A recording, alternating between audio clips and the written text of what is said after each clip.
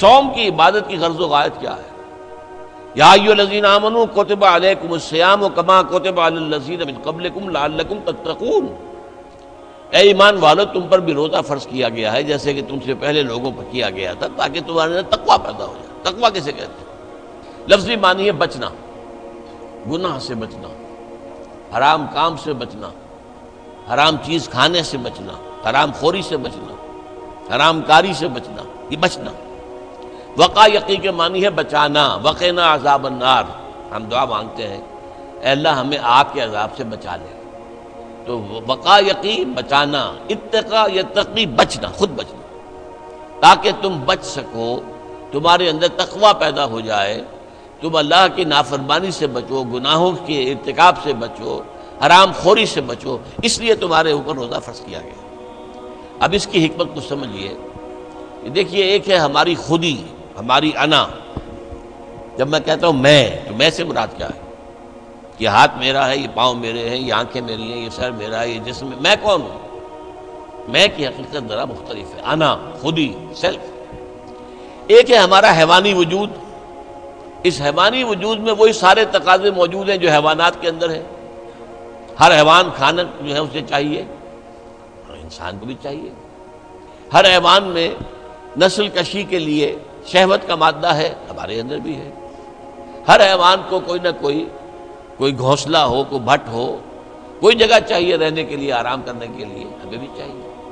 تو حیوانی تقاضے ہمارے جو ہمارے وجود کے اندر موجود ہیں، ان کے لیے کہا ہے، فرائیڈ نے لفظ استعمال کیا ایڈیا لیبیڈو۔ یہ ایڈیا لیبیڈو بہت منہ زور ہے۔ بھوک لگتی ہے تو انسان کہتا ہے کچھ بھی ملے کھانے کو، حلال ملے حرام ملے کھاؤ۔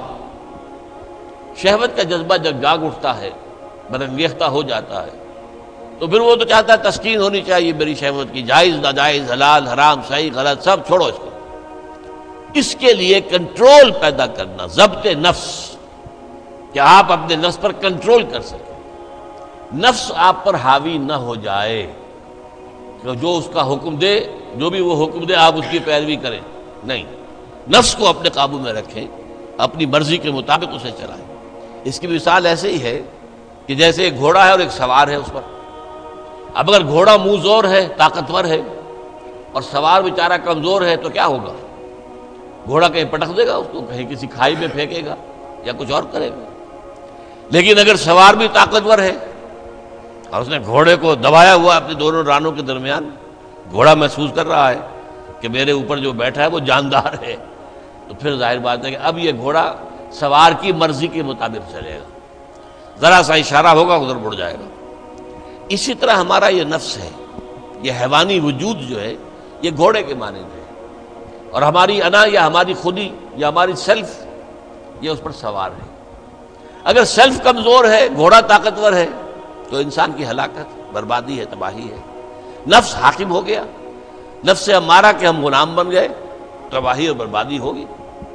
ہاں اگر آپ کی انا مضبوط ہے، آپ کی خودی طاقتور ہے، آپ کی سیلف جو ہے اس کے اندر طاقت ہے، تو یہ حیوانی وجود اب آپ کے کام آئے گا۔ گھوڑا جیسے آپ کو آپ کی مرضی کے مطابق لے کر جائے گا، منزل تک پہنچائے گا، ایسے اس حیوانی وجود کو استعمال کر کے آپ نیکیاں کمائیں گے، خیرات حسنات، اللہ کو راضی کرنے کے لیے کام کریں گے۔ اس ہاتھ کو اسی کام کے لیے استعمال کریں گے، ان ٹانگوں کو اسی کام کے لیے استعمال کریں گے، اس زبان کو اسی کام کے لیے استعمال کریں گے۔ تو یہ ہے اگر آپ کا کنٹرول نفس پر ہے، اس کا نام ہے ضبط نفس۔ اور یہاں میں تھوڑا سا اشارہ کر دوں کہ ایک اور لفظ بھی آتا ہے، نفس کشی، نفس کو مار دینا۔ انگریزی میں اس کے لیے لفظ ہے سیلف اینیہیلیشن۔ ایک ضبط نفس ہے، سیلف کنٹرول، ایک نفس کشی ہے، سیلف اینیہیلیشن۔ یہ سیلف اینیہیلیشن اسلام میں پسندیدہ نہیں ہے۔ نفس کو کچلو مت، گھوڑے کو مارو نہیں، یہ تو کام کی شے ہے، بس گھوڑے پر قوت حاصل کرو، گھوڑے کو اپنے کنٹرول میں رکھو، ورنہ نفس کا بھی حق ہے۔ گھوڑے کو بھی دانا پانی ڈالتے ہو کہ نہیں؟ تمہارے نفس کا بھی حق ہے۔ وَإِنَّ لِنَفْسِكَ عَلَيْكَ حَقًّا وَإِنَّ لِزَوْجِكَ عَلَيْكَ حَقًّا وَإِنَّ لِزَوْرِكَ عَلَيْكَ حَقًّا۔ تم پر تمہارے اپنے نفس کا بھی حق ہے، تم پر تمہاری بیوی کا بھی حق ہے، تم پر تمہارے جو ملنے کے لیے لوگ آئیں، ملاقاتی ہوں، زیارت کرنے کو، ان کا بھی حق ہے۔ تو اس نفس کا بھی حق ہے، اس نفس کا بھی حق اسے ادا کرو، لیکن حلال، حرام نہیں۔ یہ حرام اور حلال کے فرق کے لیے ضبط کی ضرورت ہے، کنٹرول کر سکتے۔ اس کنٹرول کے لیے روزے کی ایک مشقت کہہ لیں یا مشق کہہ لیں، یہ مشق ہے کہ آپ نے سال میں یہ 30 دن یا 29 دن میں شدید بھوک کے باوجود حلال چیز بھی نہیں کھائی، کھانا موجود ہے، شدید پیاس ہے۔ فرض کیجئے کہ آپ عین دوپہر میں دفتر سے یا کہیں کالج سے آپ آئے ہیں اور گھر پہنچے ہیں تو شدید پیاس کی وجہ سے، جب وہ موسم آ جائے گا جون کا اور مئی کے روزے جو ہیں تو تب معلوم ہوگا کہ روزہ کہتے کسے ہیں۔ ابھی تو ہم کچھ دنوں سے عادی ہو گئے ہیں، سردی میں روزے تھے، روزہ کچھ کہتا ہی نہیں تھا، اب بھی ذرا ہے، کچھ تھوڑا سا رنگ دکھا رہا ہے، لیکن اکتوبر کا مہینہ ہے، اس میں وہ گرمی تو نہیں ہے نا۔ لیکن ہو سکتا ہے کہ اس وقت اگر روزہ ہو تو گلے کے اندر کانٹے پڑے ہوئے ہوں گے پیاس کی وجہ سے، اور گھر میں پہنچے تو معلوم ہے پانی موجود ہے، فریج موجود ہے، ٹھنڈا پانی موجود ہے، برفاب اور بھی ڈرنکس موجود ہیں، روح افزا کی بوتل رکھی ہوئی ہے، نہیں پینے۔ کیوں؟ اللہ کی اجازت نہیں۔ یہ مشق آپ 30 دن کریں گے تو اس سے توقع ہے کہ آپ کے اندر یہ صلاحیت پیدا ہو جائے کہ بقیہ 11 مہینے حرام تو نہ کھائیں، ایک مہینے حلال بھی نہیں کھایا اللہ کے حکم کی وجہ سے، تو حرام اللہ نے کیا ہے نا، اللہ کا حکم ہے۔